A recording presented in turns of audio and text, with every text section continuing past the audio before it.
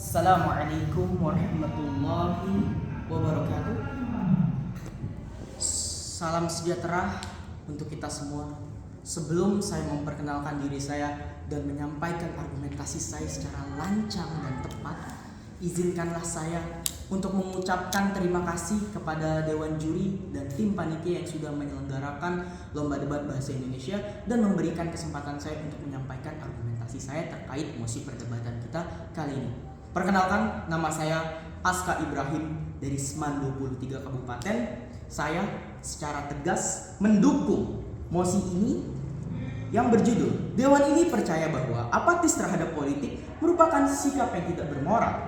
Sebelum saya masuk kepada intisari dari argumentasi saya, izinkanlah saya untuk menjabarkan beberapa kalimat-kalimat kunci yang akan saya paparkan di mosi perdebatan kita kali ini. Yang pertama, apatis. Apatis menurut Kamus Besar Bahasa Indonesia artinya acuh tidak acuh, tidak peduli masa bodoh. Yang kedua, ada politik. Politik menurut Kamus Besar Bahasa Indonesia artinya adalah pengetahuan mengenai ketatanegaraan atau kenegaraan. Sikap. Menurut Kamus Besar Bahasa Indonesia, sikap adalah segala perbuatan dan tindakan berdasarkan pada pendirian dan keyakinan yang dimiliki. Tak dapat dipungkiri, bangsa Indonesia menjadi bangsa yang merdeka, berdaulat, bersatu padu dalam lambang NKRI karena adanya gerakan politik. Tidak hanya peperangan saja yang membuat bangsa Indonesia menjadi merdeka, akan tetapi dilansir dari lemhamnas.com, Lembaga Pertahanan Indonesia 85% merdeka dikarenakan adanya gerakan politis. Para pendiri bangsa yang kita kenal seperti Insinyur Soekarno, Muhammad Hatta, Sultan Syahrir, Kiai Haji Agus Salim adalah pahlawan Indonesia di bidang politik. Mereka memperjuangkan Indonesia secara diplomatis di konferensi-konferensi dunia. Tujuannya supaya apa? Untuk membuktikan bahwasannya Indonesia dapat menjadi bangsa yang berdaulat, merdeka, dan juga bersatu. Para pendiri bangsa banyak melakukan diskusi-diskusi mengenai orientasi tentang negara ini yang sebelumnya tidak berideologi. Lantas dengan pertemuan-pertemuan tersebut tercetuslah satu konsensus hukum bagi bangsa Indonesia yang seperti kita tahu sekarang. Contohnya adalah Pancasila, Undang-Undang Dasar 45, dan juga undang-undang yang berada di Indonesia. Semua itu dilakukan secara politis. Pendiri bangsa kita juga melakukan deklarasi yang begitu banyak. Contohnya, konferensi meja bundar yang dilakukan di Den Haag, Belanda, dilakukan untuk memperjuangkan hak dan martabat bangsa Indonesia. Yang kala itu, negara Belanda belum mengakui kemerdekaan Indonesia, padahal Indonesia sudah mengusir Belanda dari negeri kita tercinta.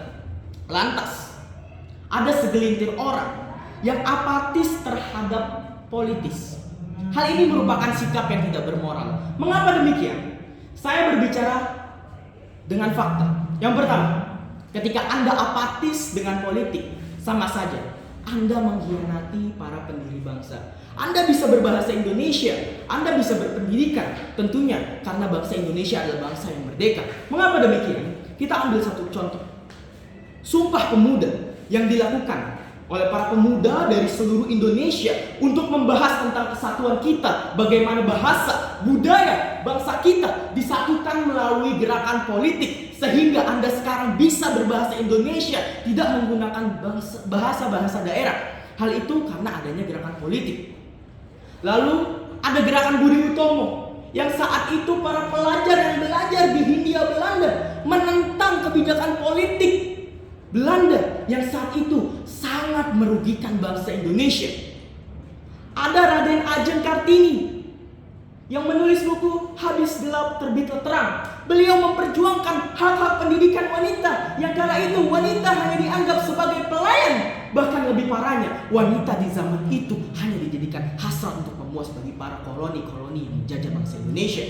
Lantas Anda mengatakan, saya acuh tak acuh dengan politik. Hei, di mana moral dan hati Anda? Ketika para pendiri bangsa sibuk memperjuangkan hak-hak Anda supaya Anda bisa hidup lebih nyaman, Anda malah menentang politik.